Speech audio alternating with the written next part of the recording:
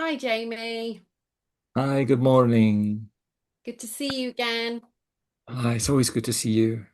Yeah, it really is. But I think can't I guess ignore the fact that maybe we both feel a bit heavier today. And I guess lots of your essays this week have dealt with quite deep, heavy um subjects. And I think that the one that really resonates this week is masking.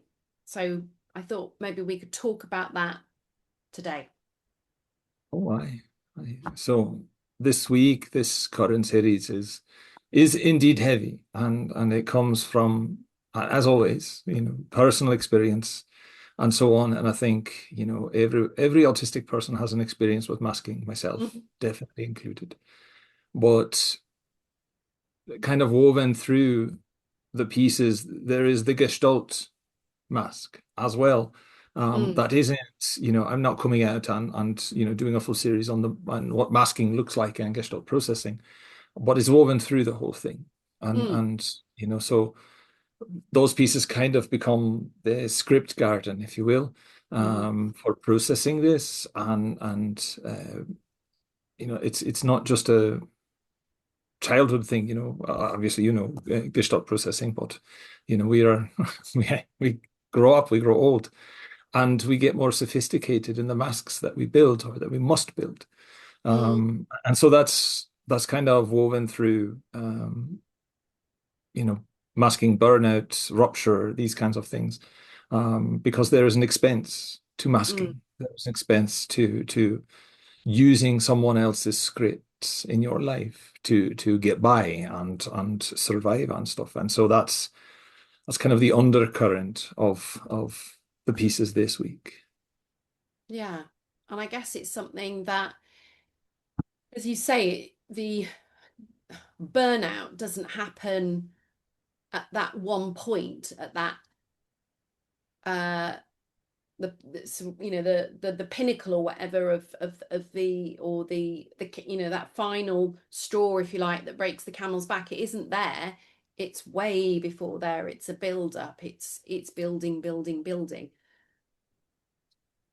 Indeed. And, many of us learn very early in life that how we are is not appreciated, it's not wanted. Mhm. Um, and so, whether it's a parent talking about us, thinking that we are non-verbal, meaning we don't understand words, and saying all sorts of unsupportive things, and that we carry that through and we internalize it because our parents say it, obviously it must be true. And then you grow up and you realize that there is a social reward for suppressing who you are, right? And then you carry that tax, that emotional spoon cost, Mm. on a day-to-day basis. And, I joked to my wife, to Teresa, that if you meet an autistic adult, a GLP of my age, we're borrowing spoons from the next century to get through today. All right. Autistic burnout is so different than neurotypical burnout because there is no like, oh, I need to pause and I need to take a fortnight or I need to take, a summer holiday and just reconstitute myself. It does Mm. not work that way. No. And especially as Gestalt processors, it does not work that way. Memory, time, those things don't work in that kind of restorative process. And so, from that standpoint, we we sense the threat and we see the power behind the threat. We make the meanings from it. And, so that's why a lot of my work leans very heavily into power threat meaning framework to kind of explain why we do this. I use Glasser's choice theory Mm. as kind of theoretical underpinnings about how somebody can make choices that seem oppositional to sanity, right? But it's oftentimes we're tasked with making the least worst choice, Yeah. right? Because that's all that's available to us. And also And safety. sometimes, yeah, And sorry, safety. That for me was a theme running through and things that we've talked about before. Masking provides safety in an aye, in a world, in environments where um, or autistic adults and or autistic children in order to feel safe. And the only way to be safe, quite literally, their life depends on it, is by masking. Yes, yes. And I've written a lot about my grandmother and our relationship and so on. And in my older age, I'm kind of thinking that she was a Gestalt processor as well, because the way her and I sounded when we were alone in her place, in her house, was different than how she presented herself to the world. And my house that I grew up in, it was that children should be seen and not heard. Mm. So how do you know what I sound like? You don't want me to talk, right? I get to primary school and my first words are punished because I sound different, right? And so I learned very quickly that I need to mask, but not just, polite behaviors and stuff. I need to mask what I sound like. And so that script garden begins again. I go silent, I listen, I focus on tone and intonation. And this is kind of something I think we Gestalt processors do instinctually as we're gathering scripts. We have to find utility. We have to find the things that work. I must use toilet. I need water, these kinds of things. Mm. And we see how other people do it, and then we practice it. And so, I did not sound Californian, but I did not sound Scottish either. And that's what kind of kept the bullies at bay to a certain extent. Um, and then you carry that on into professional life, and you realize that in America, they they don't really like accents, right? They want everybody, wherever you are, whether it's, Texas or the Carolinas or California, to sound like that. And if you sound differently, it invites suspicion. And so, when I was an adult and I was going as an adult to speech therapy and occupational therapy, um, this was around the time that I was doing some movie work and some television work and having a voice coach. And a lot of the things that they were telling me on how to do, right? There was this one television project from Discovery Channel where it's a multinational team of people around this particular picture from the Holocaust, and they wanted all of us to sound roughly the same, right? And and we've hired voice coaches to help this, here's the kind of tone that we want and stuff, and we wanted very harmonious, and it was fun. I learned a lot in that. But when you see the video of it, and it was, I don't know, probably 15, 20 years ago now, um, everybody does sound kind of the same, right? And a friend of mine has seen it, and he says, "No, I can hear you peeking out from in there, right? Different things, right? So it's not completely suppressed, but it's a mask, right? And that's the why Marvel superheroes who are Australian sound American. That every villain in a movie sounds British, right? That Romans sound British because that's the kind of way things are. Every Scottish actor in American cinema sounds like they're from the Carolinas or from Texas. Um, and so, in my life, I've kind of followed that script of this is how you gain professional entry. You sound like everybody else. And relying upon that innate ability that we Gestalt processors have of maintaining fidelity to tone and intonation and pace. Mm. Um, I think, again, in responding to power and threat, these are the meanings that I made, right? Yeah. Was it the right choice? Was it a falsehood? Was it a forgery? Was it a lie? I don't think so, right? I wanted to eat. Yeah. I wanted to provide for my family and stuff, and so we do what we must. Yeah. Um, aye, It goes back to safety, that you aye, used it in order to feed and clothe your family and have a roof right, over their heads, and to make sure that you had your own needs met when you were in primary school. You needed that mask in order to um, feel safe. aye, and I don't think those threats go away when you get adults. I No. think they grow up too. Yeah. And from that standpoint, that pause, that stage zero, every new context for me professionally included a stage zero. I did not know the language of forensic science. I did not know the language of police service. I did not know the language of being a professional protection person, a bodyguard or a ghillie.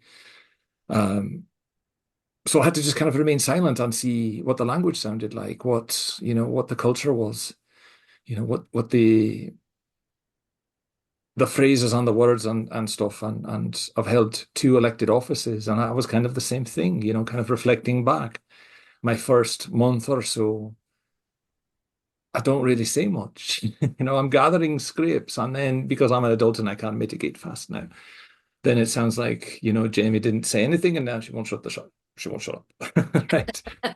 Um, but it's true. And, there was kind of a masking element of that Yeah. where, this is where I get my money. This is where I get my insurance because this is America. You must Yeah, earn yeah. all of this stuff through employment.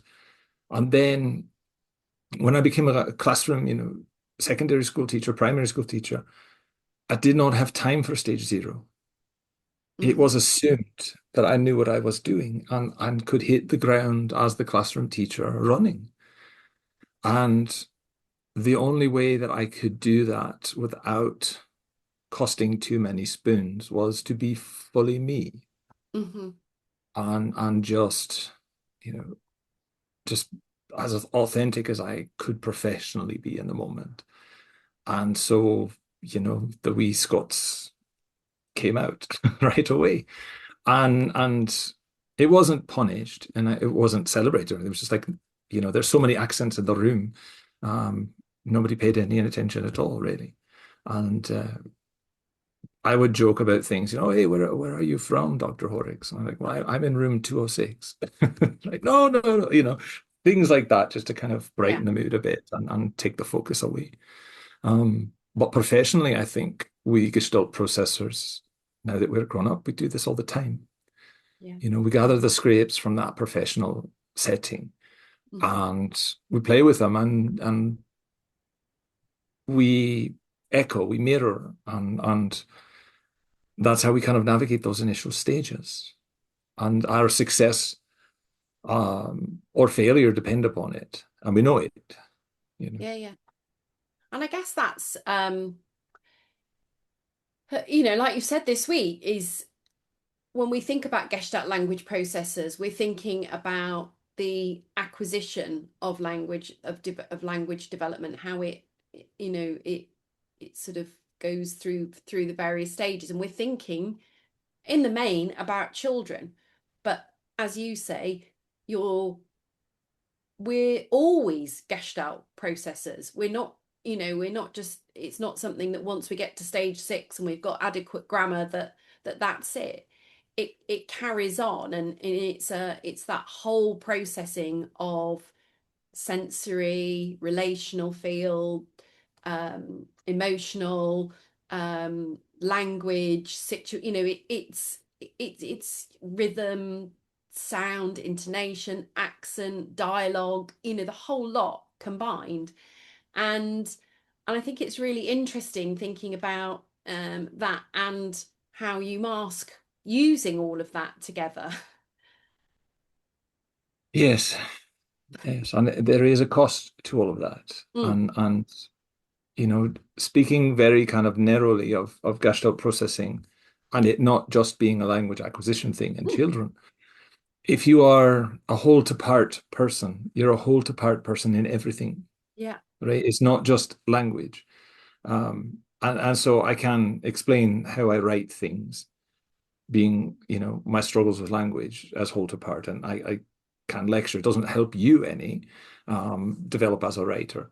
But for younglings, for my discussions with Teresa, whole to part is everywhere, right?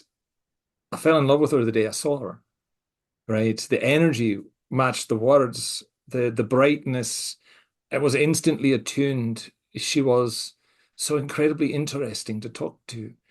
And that was amazing experience because as an attuned person, you meet so many people in adult life that are empty vessels, Mhm. that they're putting on a show, they're after something, and you can feel the disconnect. There's no Yeah. connection you're feeling, or you can feel them kind of predatory or whatever. But to feel that instantly, I was just absolutely smitten. I was head over heels. And I've always said to her, I mean, we've been together 30 years now, but I had married her that day, right? Mm. And, that's part of that kind of legend, I guess I have of, Jamie Slutty past and all that stuff. But um, I meant it and I still mean it. And hold to part works in relationships as well. Of we start out in love and then things may conspire along the way to knock us off, Mm. right? These inconsistencies, these incoherencies, these things that become deal breakers, right? And I have been in love before, obviously.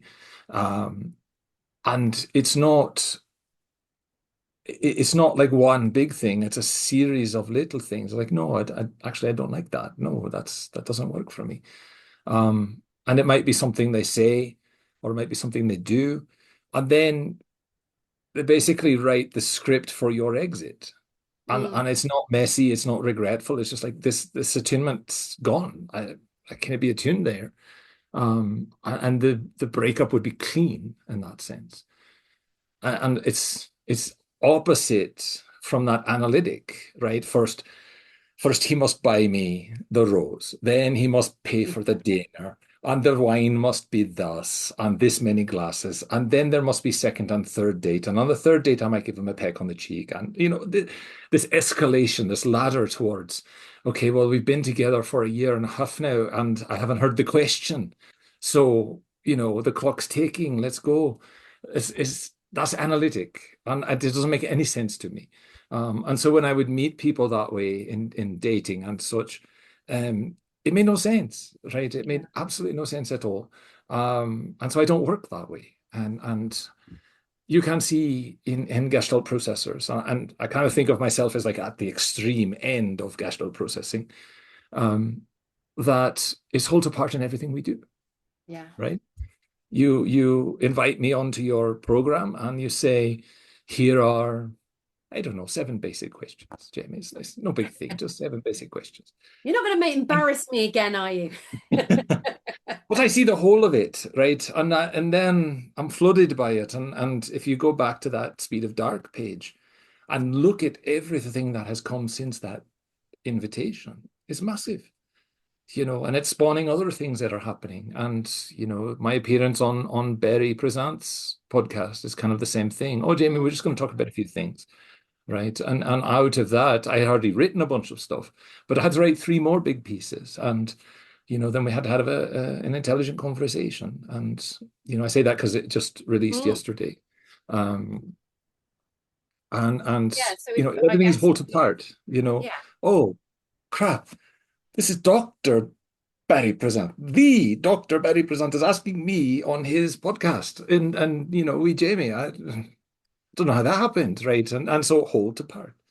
Um, and I think about these, I'm asked a very simple question at school. And, now they know enough, like, don't overcomplicate things. I start overcomplicated and then I simplify them, and I think about all the different implications of things. And then I work towards the parts of things. And so, if you're a Gestalt processor, you're a Gestalt processor everywhere, not just Mm. language. Yeah. Well, that's a really feels like a good place to stop today. Thank you so much. It's been a pleasure as always. So I will see you next week. Bye. See you next week. Thank you as always for your time. And it's always good to have our catch ups. And well done on your Indeed. podcast with Barry. That was very, listen to me being so flippant with Barry. Hi. Oh, it's the Dr. The Barry, Dr. Barry presents. But as Yes. we both know, that is not what he's like in the slightest. I very gentle, very kind person. Yeah, But no, it's always so much fun to see you on Saturday mornings and have our chats, and I look forward to it, and I look forward to the next one. perfect. See you soon. All right. Bye bye. Bye.